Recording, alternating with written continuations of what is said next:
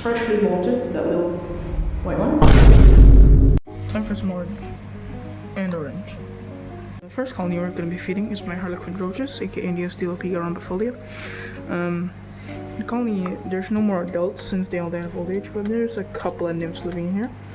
Looks like that one has freshly molted, that little white one. And I would say there's a couple more in the leaf litter. Yes, there's some smaller ones, and yeah, there's not much unfortunately, but looking at the number of Uthicas still glued to the egg carton, I don't think it's much of a concern. So since there's not much, I'm just gonna peel off a small little piece of the orange and give it to them. I think this part would be good. I'm just gonna take out this little part of the orange.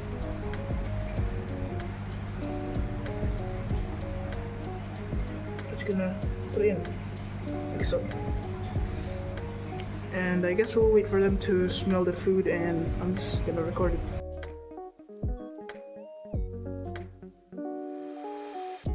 I've been sitting here for quite a while now.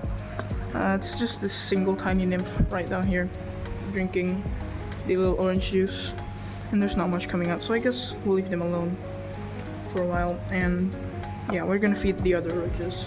Here we have my Leptorhaina javanica colony, the Halloween hissing cockroach.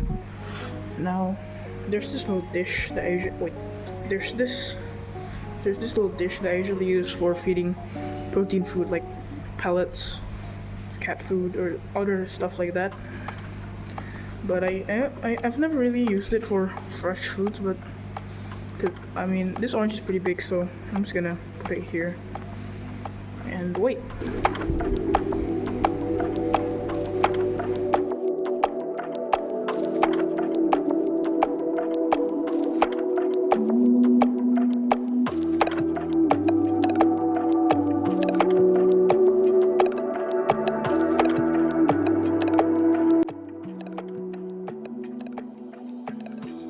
So I guess that's all that they will eat in front of us.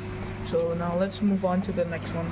If you've been watching this channel, you know what container this is. This is one of my all-time favorites, the Pycnocellus surinamensis, or Pycnocellus surinamensis.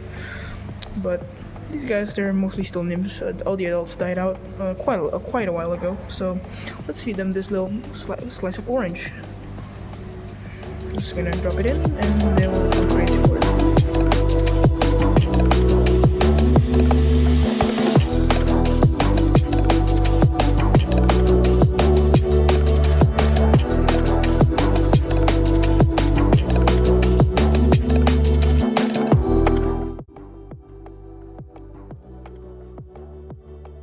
Okay, that was pretty good. Now let's move on. So this is probably a pet roach in the hobby that almost everybody's familiar with. And we all know what these are. These stupid forage flies, get out. Oh, hell. They are the Gromphodorhaina portentosa, also known as the common hissing cockroach. I don't know why there's so many forage flies. It's probably the old food that I left in.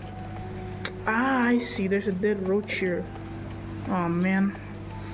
Okay, there's seems to be a female pronotum. Since it doesn't have the horns, as you can see here. But yeah, I'll take that out. So yeah, now let's feed them. Now I got the orange slice right here. So I usually just drop all the food here, and now we wait.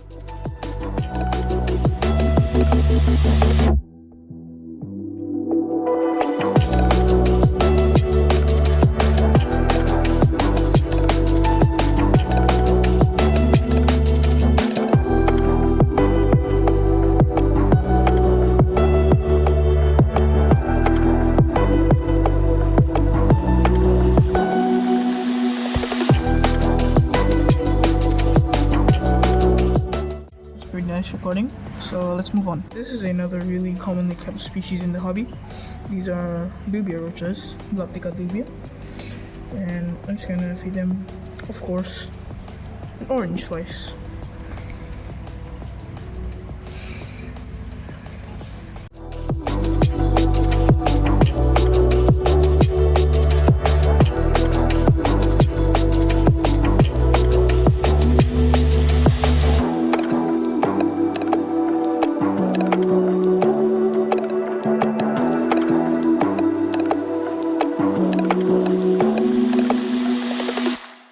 Alright, I love this recording. This delicious orange being eaten by dubias. Let's move on. Just before they move on, I just heard them fighting for a bit. Oh my goodness. This here is a pretty new species of roach that I had just acquired, and these are Blatella asahinai, also known as the Asian field roach. Oh, there's a little uneaten pellet there. Let me grab my tongs. Alright, now let me just take this little piece of orange here. Oops, little piece of orange here. Come on, camera, you can do this. Yep, there. And I'm just gonna drop it in.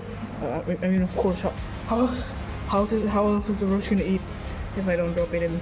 But anyway, there you go.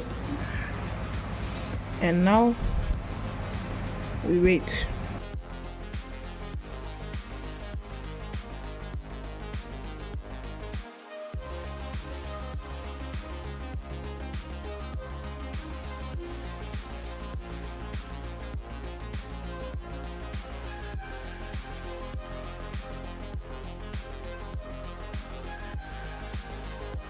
Okay, so it looks like nobody's gonna eat for us, so I guess let's move on. So at this point, the colony has grown so big that I can't even fully open the lid without at least one escaping.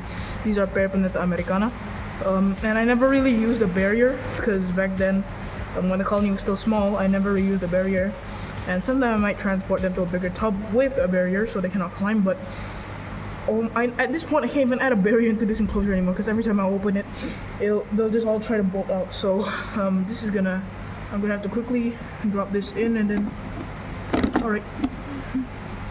Okay, this is, okay, they're all already going for it, as you can see over there. And to be honest, this is truly the nightmare of the roach hobby, but yeah, I have them. I have no idea why. I don't even know why I decided to keep these guys in the first place back then, but whatever. I have them and I have them, so yeah. They are voracious eaters anyway, and I love voracious eaters. I probably don't even need to do a time lapse for this one because they're all going for it already. Oh wow. And I've noticed that just like what this said, yeah, I noticed that they do actually have a pretty iridescent blue color on their bodies, which I think not many localities of Periplaneta americana have. So I guess I'm pretty pleased to have these guys because they're beautiful.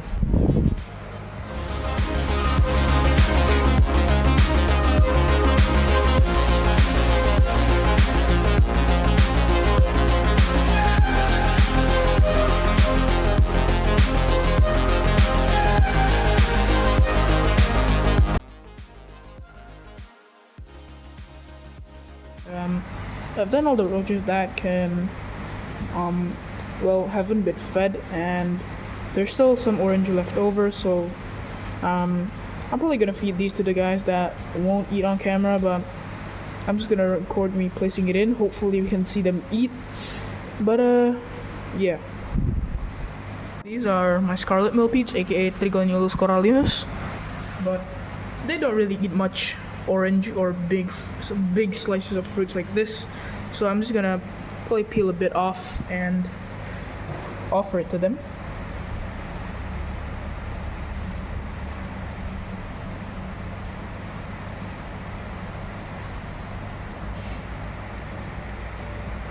I think this should be alright. And dropping it in, they're probably not gonna eat for us, but I'm just gonna do a time lapse anyway.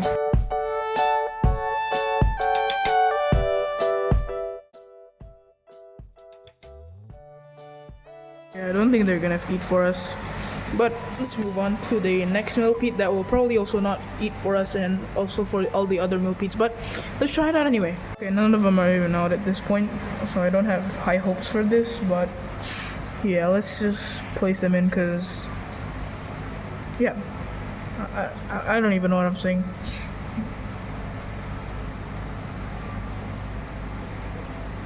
Never mind. I did not realize that little guy's out right now, but I hope he'll eat and find the orange.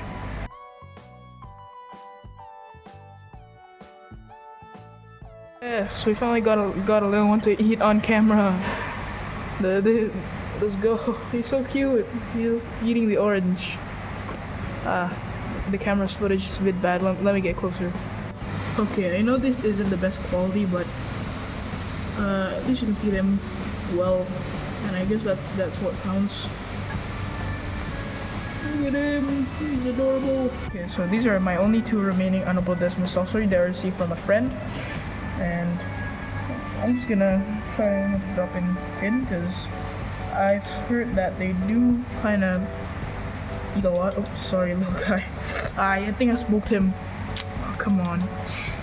Really? Look, this is orange for you. Okay.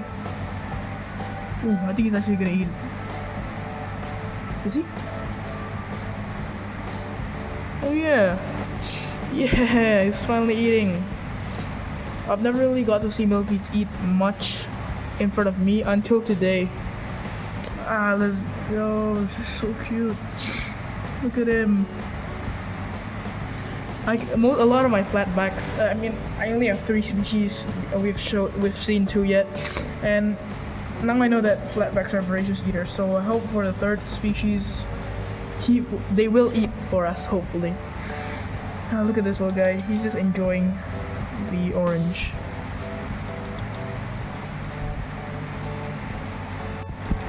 Okay, so this is my 3rd and last species of flatback, which is Oxydus gracilis. You might know these guys as the greenhouse millipede, and they do eat a lot of stuff in the greenhouse that a lot of people find them as pests in, but I hope they'll eat this too.